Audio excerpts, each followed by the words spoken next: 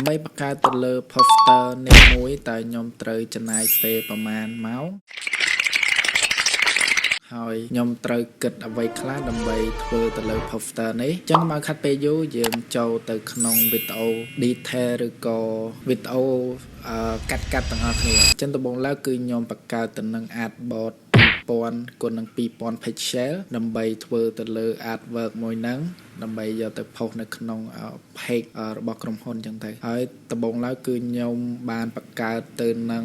fully color មួយឬក៏ទាំងអស់គ្នាអាចយកទៅនឹង gradient ក៏បានដែរហើយពណ៌គោលដែលខ្ញុំដាក់នេះគឺជាពណ៌ logo របស់ក្រុមហ៊ុនហ្នឹងហើយបន្ទាប់មកគឺខ្ញុំបាន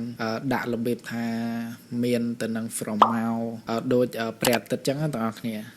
ហើយខ្ញុំមានគូសទៅនឹង shape ជាមួយនឹង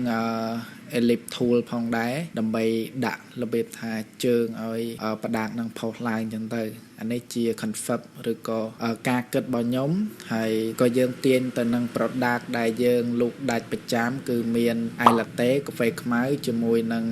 តែបេតុងផងដែរអញ្ចឹងគឺខ្ញុំបានដាក់ product នឹងចូលទាំង3ហើយគឺខ្ញុំចាប់ផ្ដើមវាយទៅនឹង from out ចូលហើយ from out អីបាន form ហើយគឺខ្ញុំចាប់ផ្ដើមដាក់ទៅនឹងឈ្មោះក៏ដូចជាតម្លៃរបស់កាហ្វេក៏ដូចជា product របស់យើងអញ្ចឹងគឺមាន ice latte កាហ្វេខ្មៅនិងតែបេតុងហើយតម្លៃគឺ 3500 រហូតទៅដល់ 4500 អញ្ចឹងណាអញ្ចឹងបងប្អូនគ្នាអាចមើលបានហើយ detail នេះគឺខ្ញុំដាក់ speed ទេបងប្អូនគ្នាអាចទៅរកមើលវីដេអូពេញនៅក្នុង YouTube ខ្ញុំបានគឺខ្ញុំបានផុសហើយអញ្ចឹងបងប្អូនគ្នាទៅកុំភ្លេច subscribe